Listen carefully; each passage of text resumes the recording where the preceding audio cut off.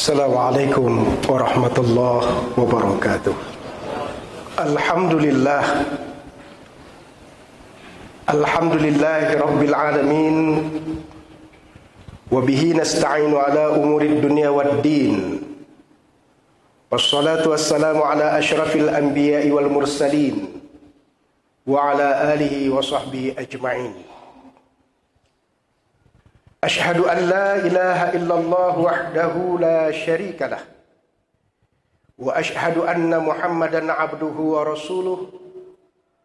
Allahumma salli ala Muhammadin wa ala alihi wa sahbihi ajma'in. Amma ba'du fa ya ibadallah, ittaqullaha haqqa tuqatih wa la tamutunna illa wa antum muslimun. Qala Allah Ta'ala fil kitabihil karim wa huwa asdaqul qailin. A'udzu billahi minasy syaithanir rajim. Bismillahirrahmanirrahim. Wa annal masajida lillahi fala tad'u ma'al lillahi ahada.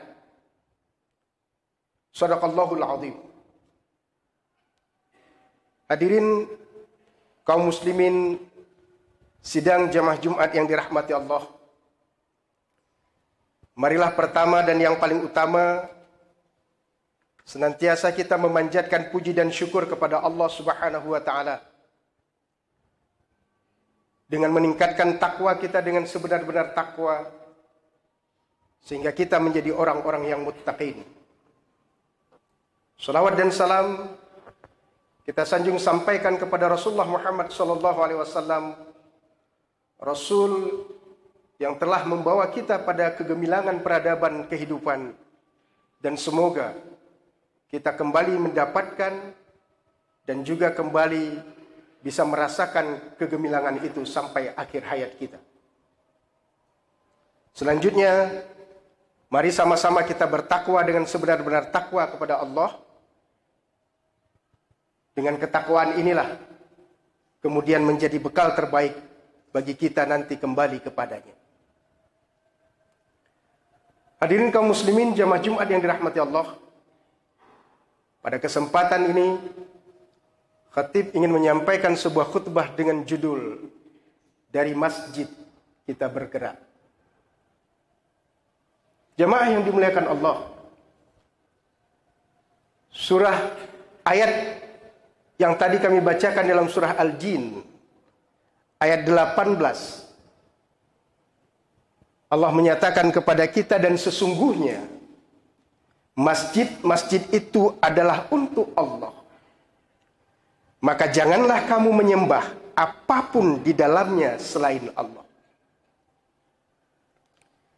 Jemaah yang berbahagia, Az-Zarkashi mengemukakan pendapatnya bahwa pemilihan kata masjid untuk menyebut tempat salat adalah karena aktivitas sujud merupakan bagian paling mulia dari tata urutan gerakan salat untuk mendekatkan diri kepada Allah. Sehingga masjid tidak disebut dengan urutan atau tata cara yang lain seperti ruku menjadi markah, tapi tempat ini dipilih namanya menjadi tempat sujud karena itu adalah yang paling mulia.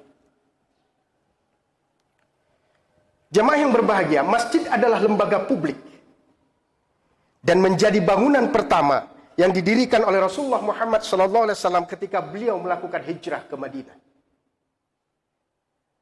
Dan sejarah juga telah membuktikan bahwa kecemerlangan peradaban Islam dimulai dari masjid. Tidak ada satu aktivitas pun dan tidak ada satu kegiatan pun yang berhasil dan sukses yang itu tidak dimulai dari masjid. Apapun dan seluruh rangkaian yang itu telah terjadi kegemilangan pada masa-masa lalu, semuanya dimulai dari masjid. Rasulullah Muhammad SAW tidak hanya mendirikan Masjid Quba ketika pertama sekali beliau hijrah ke Madinah. Tapi kemudian juga ada Masjid Nabawi.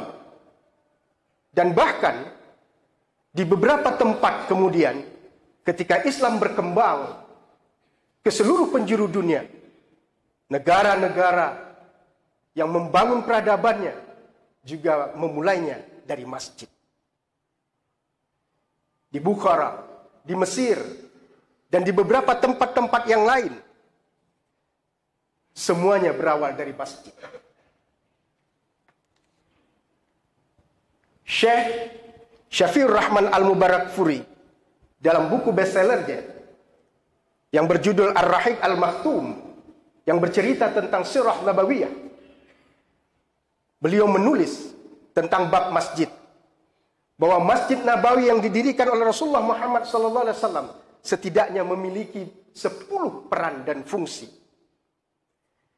Di samping tempat untuk melakukan urusan ibadah, masjid juga memiliki peran dan fungsi pendidikan, pusat informasi dan komunikasi, ekonomi, santunan sosial, bahkan pusat kendali semua kegiatan, tidak terkecuali militer. Di samping itu juga masjid, menurut Syekh Syafiur Rahman, juga menjadi sebuah tempat untuk berdiskusi. Dan bahkan juga dari kelompok dan orang-orang dari kaum atau golongan muhajirin yang datang ke Madinah tidak memiliki sanak saudara dan tempat tinggal, lalu kemudian menjadikan Masjid Nabawi sebagai tempat tinggal mereka. Begitulah luar biasanya masjid, sehingga Masjid Nabawi kala itu memiliki peranan yang sangat penting dalam membangun transformasi umat dengan kegiatan-kegiatan tafaqquh fid din.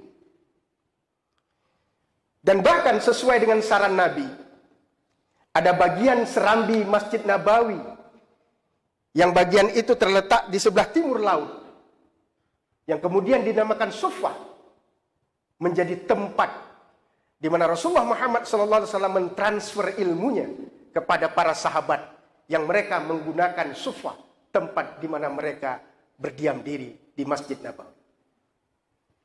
Maka lahirlah para ahlus suffah pada waktu itu, yang dikomandani oleh Abu Hurairah,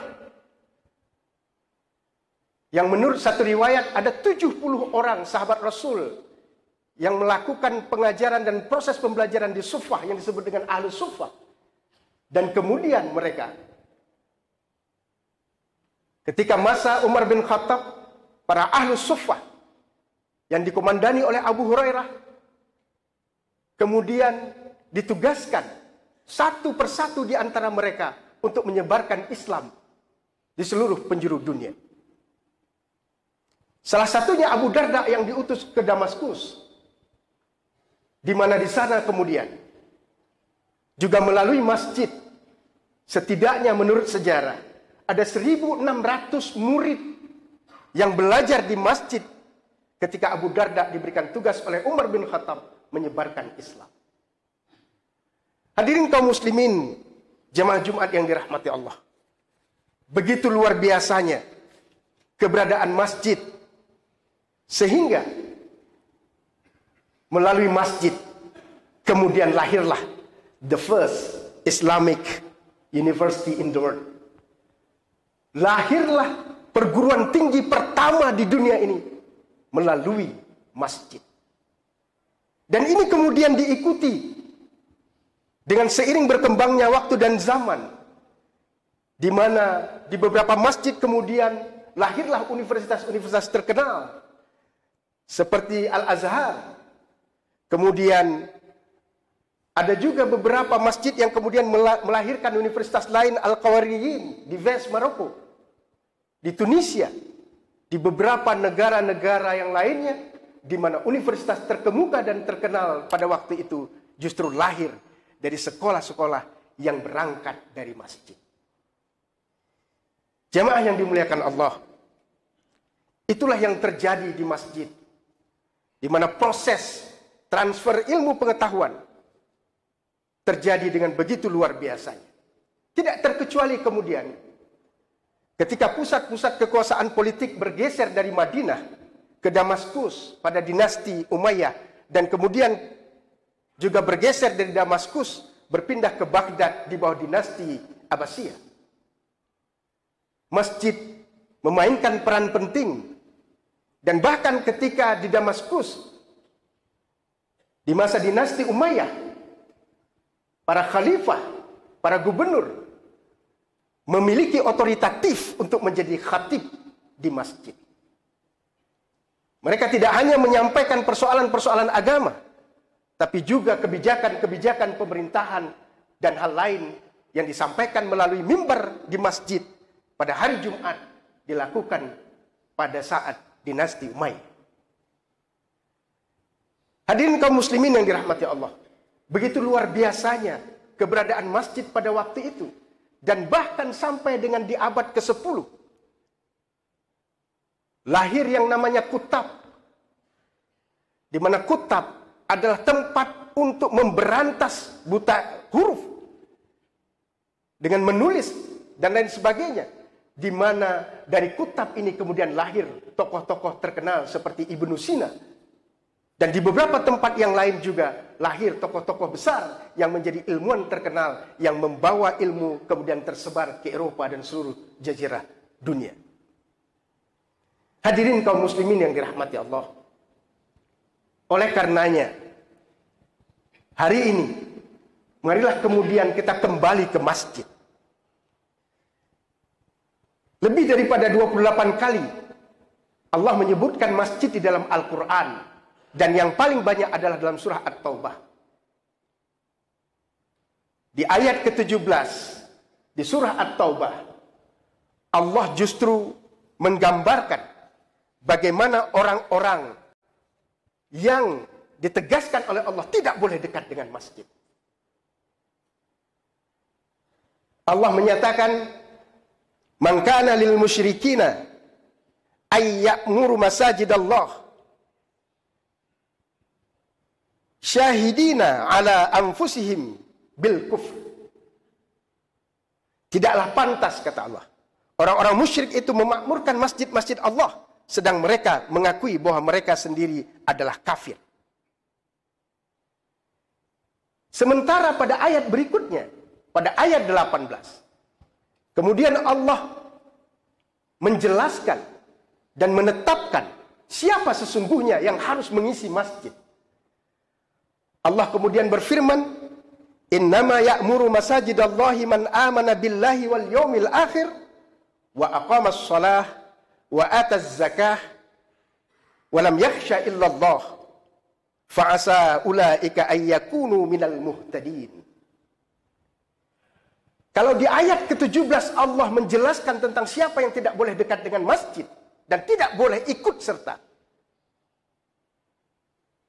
maka justru di ayat 18 Allah menjelaskan siapa orang-orang yang memakmurkan masjid. Kata makmur di sini kemudian dijadikan sebagai kata untuk orang yang berprofesi memakmurkan masjid yang kita sebut dengan takmir.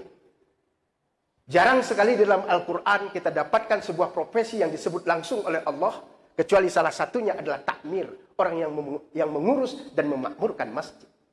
Siapa mereka? Allah menyatakan kepada kita, "Man amana billahi wal yawmil akhir wa aqamas shalah wa ataz zakah wa lam yakhsha illallah." Mereka adalah orang-orang yang beriman kepada Allah dan beriman kepada hari akhir. Wa aqamas shalah. Mungkin menjadi menarik.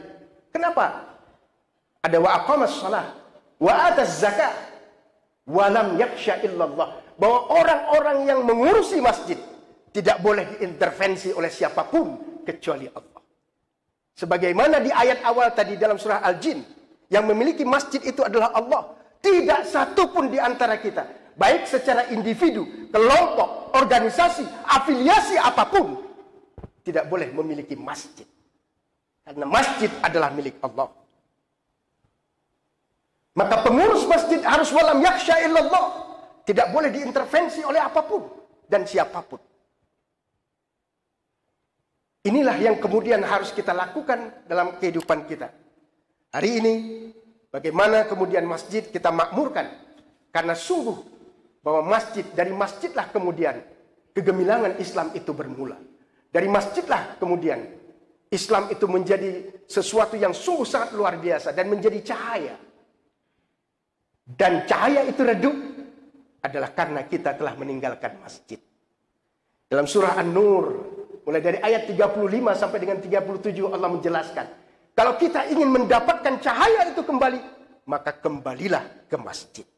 Kalau kita ingin cahaya itu kembali menyinari seluruh dunia, maka kembalilah ke masjid.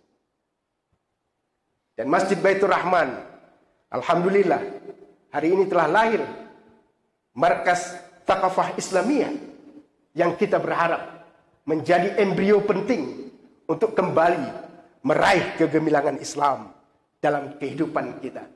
Dan hari ini kaum muslimin yang dirahmati Allah, banyak sekali masjid-masjid yang kemudian melakukan atau tanpa sengaja membuat sekat-sekat dalam interaksi sosial. Jarang sekali masjid-masjid yang kemudian di dalamnya lebih banyak anak-anak muda. Lebih banyak orang-orang muda yang dalam hadis Rasul bahkan dijelaskan, orang-orang yang dicintai oleh Allah adalah salah satunya pemuda yang dekat hatinya dengan masjid.